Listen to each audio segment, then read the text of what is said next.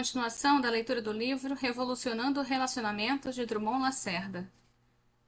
As raízes dos nossos frutos. Todas as experiências que passamos e palavras que ouvimos, quando aceitas por nós, formam em nós uma convicção. E essa convicção gera atitudes, e essas atitudes formam quem somos. Autor desconhecido.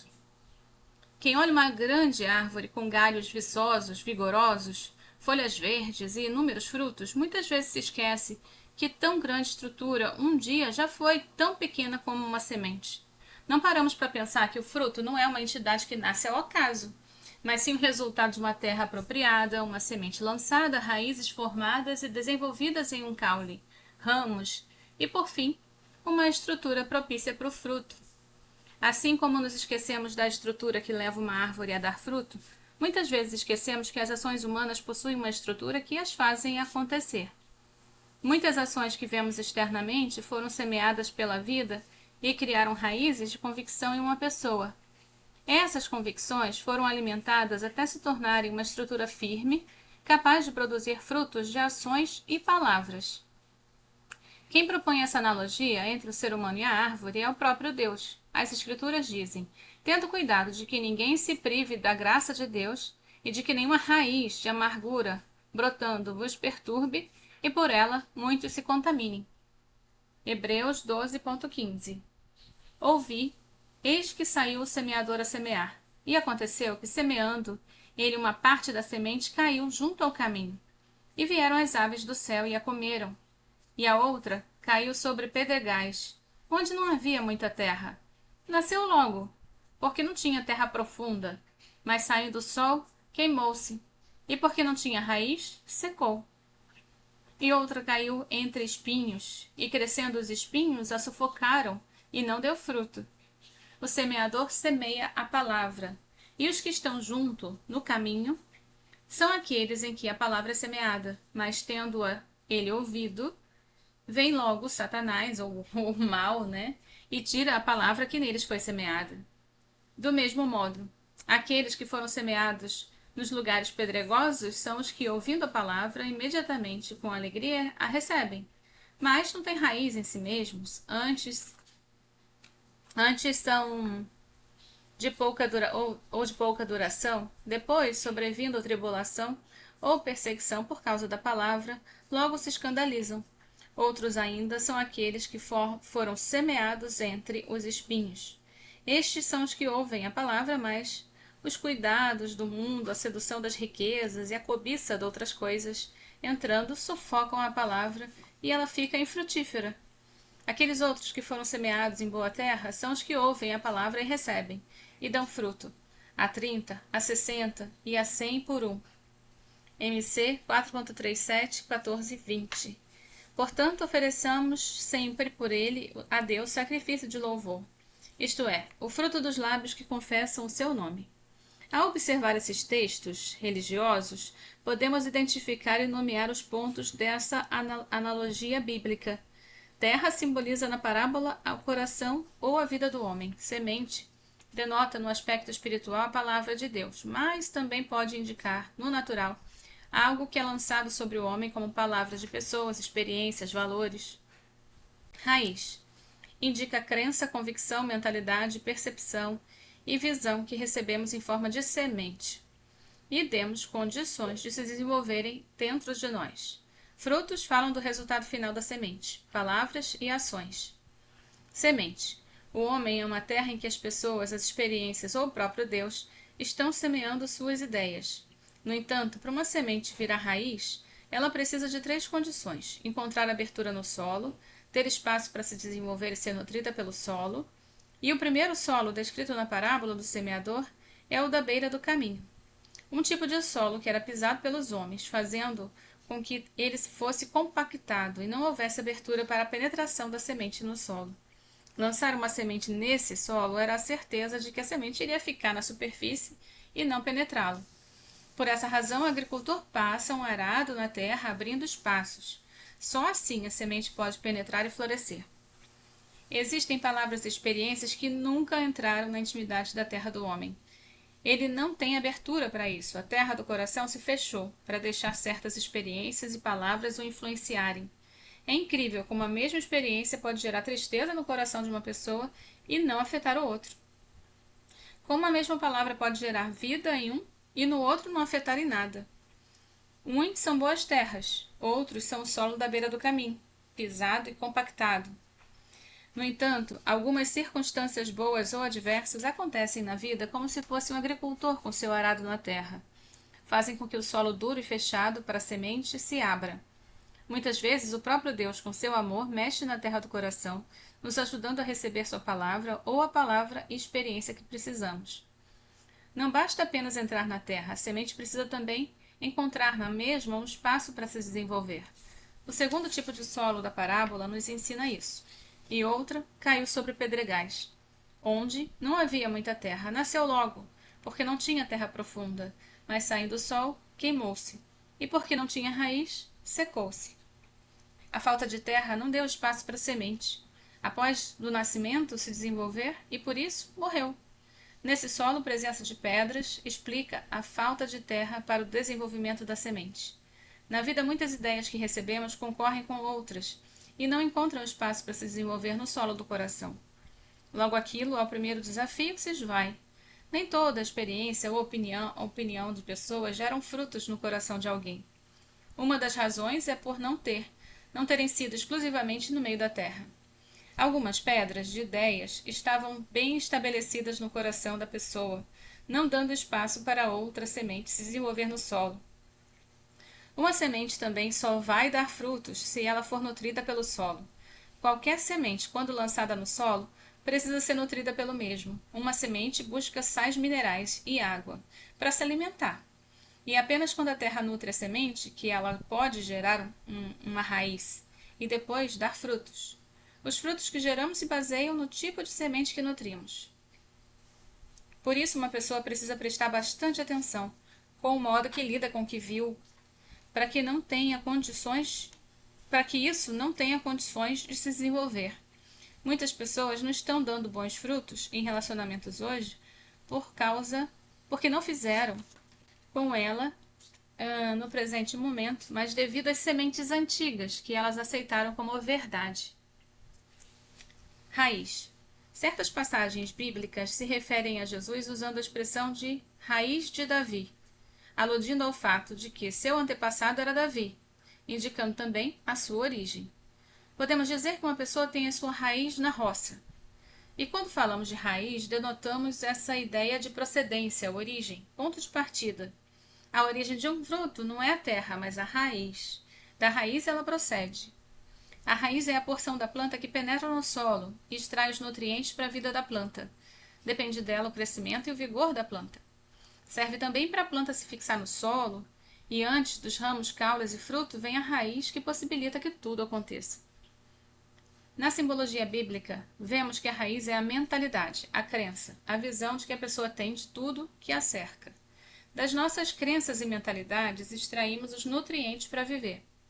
A partir delas é que desenvolvemos nosso crescimento e estabilizamos nossa existência.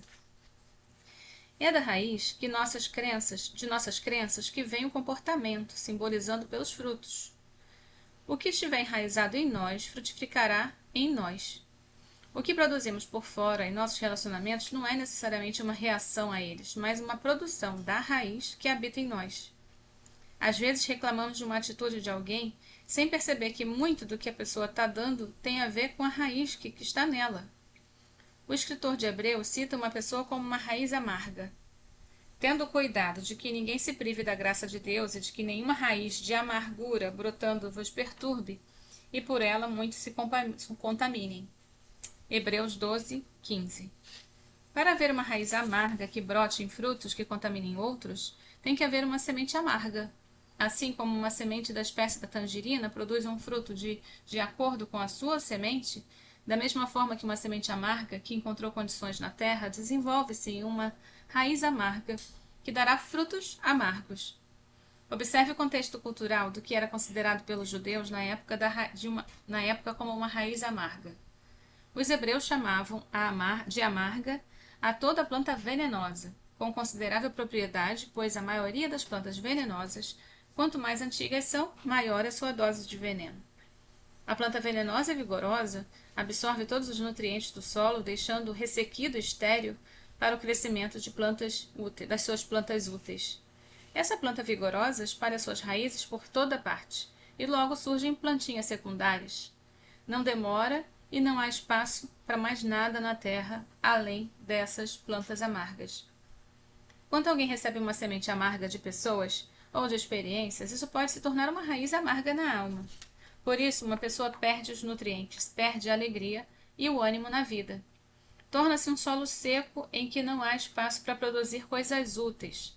Quando essa pessoa fala ou age, seu comportamento acaba contaminando, não ajudando os outros. Você conhece uma pessoa amarga? Se sim, com certeza percebeu que o que está em volta dessa pessoa pode até ser bom. No entanto, a mesma parece não perceber. Isso porque ela não reage ao externo, mas àquilo que está dentro dela. Tipos de sementes e suas raízes. No mundo há basicamente 2 tipos de sementes, doces e amargas. As sementes doces contêm ideias de amor, aceitação, bons tratos e valores éticos. As sementes amargas trazem a ideia de rejeição, maus tratos e valores éticos ruins. Essa semeadura doce ou amarga começa na mais tenra infância, por meio da família. Uma criança é um solo aberto a qualquer tipo de semente. Ela irá abraçar, quase sempre com nenhuma resistência, o que for semeado nela. Daí a extrema seriedade do papel dos pais de libertarem sementes doces para que as ideias de amor e aceitação sejam liberadas e formem raízes saudáveis, produzindo assim comportamentos sadios. Embora saibamos que existem características inerentes, intrínsecas, que a criança já possui desde o seu nascimento, é vital que os semeadores da vida e de uma criança lancem sementes coerentes com bons padrões. Infelizmente, muitos pais lançam sementes amargas de abusos verbais e físicos numa criança, e depois veem que a mesma, quando cresce, reproduz um comportamento baseado na semente que recebe. Uma criança recém-nascida, por exemplo, não conhece a definição de expressões como eu te amo, você é especial. Porém, por meio do toque físico carinhoso e do tom de voz dos pais, ela percebe o amor e recebe essa semente doce dos seus pais. No entanto, é assustador pensar que no mundo que vivemos, alguns pais abusam dos filhos, agridem, e é muito fácil perceber em nosso mundo as tristes consequências disso no comportamento dessa criança. Existem inúmeras sementes amargas em nosso mundo. Eu vou mencionar apenas algumas: preferência por um filho ou sexo de um filho, abandono, a morte de um ou ambos os pais, abuso físico, verbal, sexual, emocional, privação de amor, rejeição, zombaria, traição no casamento, divórcio, etc. Uma vez abrigada uma semente amarga na infância ou na fase adulta, ela se tornará uma raiz, que, se não for tratada, continuará dando frutos terríveis. Pude reparar em minha própria vida isso. Eu sou um caçula de uma família que morava no Rio de Janeiro. Um irmão mais velho muito próximo, uma mãe muito carinhosa e um pai que, pelos seus traumas em família e pelo alcoolismo, era mais distante de mim e do meu irmão. Meu pai é uma pessoa boa, generosa, mas pelas sementes amargas da vida se tornou um homem fechado, introspectivo, fazendo da bebida sua fuga da realidade. O único jeito que ele tinha de demonstrar amor era por meio de presentes. Conversar, mostrar amor com palavras e tocar de forma carinhosa não eram sementes que ele tinha recebido. Por isso também não era algo que ele daria. Pois, como sabemos, você só dá aquilo que recebe. Em compensação, meu pai nunca encostou a mão em mim para me bater, com exceção de um único episódio. Quando eu tinha aproximadamente 10 anos, por uma situação boba do futebol, discutimos e o meu pai me deu uma forte tapa na coxa.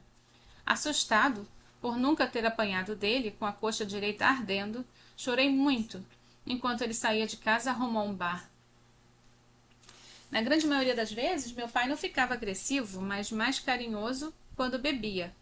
No entanto, o álcool não possibilita uma sensação de proximidade e amor na pessoa que se relaciona com ele. Havia um enorme buraco de relacionamento entre meu pai e eu, e esse comportamento liberou uma semente amarga no solo da minha alma, fazendo com que uma baixa autoestima se tornasse uma raiz em mim. Em tudo que me propunha a fazer, eu sentia um senso interno de inferioridade nortear o meu comportamento.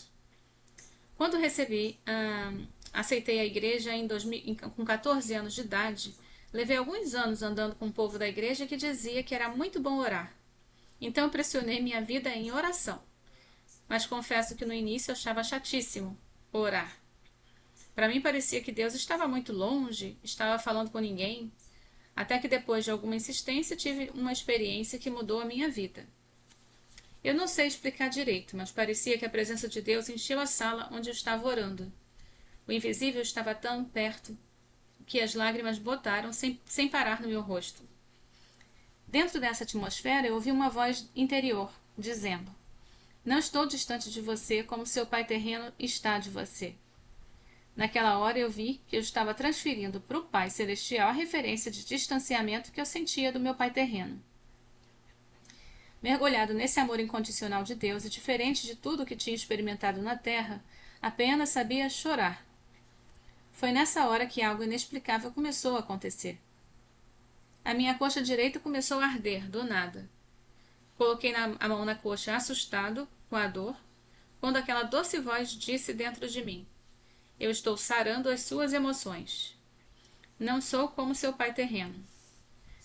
Na hora que ouvi, me lembrei do tapa que meu pai tinha me dado, muitos anos atrás, na mesma coxa, e entendi as palavras do meu Pai Celestial. Nessa hora em diante, num processo de anos, a raiz da inferioridade começou a ser tratada pelo amor de Deus e meu relacionamento com meu pai terreno foi transformado de forma poderosa. Eu abraço, respeito, porque entendi que o meu pai não encontrou em Deus a resposta do seu problema. Deus quer arrancar essas raízes amargas que estão na nossa alma. Eu valorizo, aprecio e uso muitos princípios da psicologia nesse livro, mas eu sei que a resposta real e definitiva para o seu coração não está no psicólogo. A Bíblia também ensina que o ser humano é divino em 3 partes: espírito, alma e corpo. Quando alguém recebe a Cristo, seu espírito, que antes estava morto no pecado, ganha uma nova vida. Passa a ser uma nova criatura por meio do sacrifício de Jesus. No entanto, a alma pode ter várias situações amargas que a vida semeou.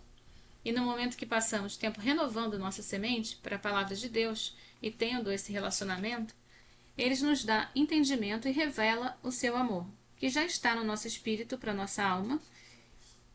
E nessa hora, as raízes amargas que estão em nós começam a ser arrancadas do nosso interior pelo poder de Deus. Por isso, que não basta estar numa igreja e dizer que é cristão para ter um comportamento alterado, mudado, melhorado. Precisamos buscar conhecer a palavra e assim termos uma experiência real e profunda. Deus não quer lidar com frutos, que é o comportamento, mas sim com as raízes, crença, mentalidade, visão e convicção. Quando João Batista pregava a palavra, ele dizia: eu também agora está posto o machado à raiz das árvores. Toda a árvore, pois, que não produz bom fruto é cortada e lançada ao fogo. Mateus 3.10. Se você quer fazer um pé de tangerina parar de dar tangerina, você não corta todas as tangerinas, pois fazendo assim o fruto continuará sendo liberado. Você vai na raiz e arranca os frutos, logicamente não vai parar de brotar. Muitos têm tentado apenas lidar com as ações, que são os frutos, e têm se frustrado, pois enquanto a raiz, a mentalidade, crença ou visão continuar, cedo ou tarde a árvore continuará a produzir os mesmos frutos. Às vezes, em nossos relacionamentos interpessoais, vemos pessoas agirem e nós prestamos atenção nos frutos, quando na verdade é melhor olhar para a raiz. Eu lembro-me de um amigo que certa vez ajudou de forma maravilhosa uma pessoa a realizar uma tarefa. Só que essa pessoa tinha uma raiz de baixa autoestima tão grande, por não saber fazer aquela tarefa, que em vez de agradecer e ficar feliz, ela fechou o semblante e ficou com cara de poucos amigos. O meu amigo, por olhar o comportamento, achou essa pessoa muito ingrata, chata. E se ele olhasse a raiz ou o porquê, talvez seria mais compreensivo. Chegou a hora de lidarmos com a raiz em vez dos frutos. Chegou o tempo de amarmos além da aparência e procurarmos entender o coração do outro. Chegou o momento de, em nossa própria vida, lidarmos com as raízes do nosso comportamento em nossos relacionamentos e no nosso dia a dia. Devemos parar de culpar os outros e olhar para as nossas próprias raízes. Nos próximos capítulos, vamos olhar mais fundo várias raízes que podem ter sido geradas por meio de sementes amargas na vida de uma pessoa. Abra o seu coração e prepare-se para uma mudança que vai além da árvore que seus olhos estão vendo.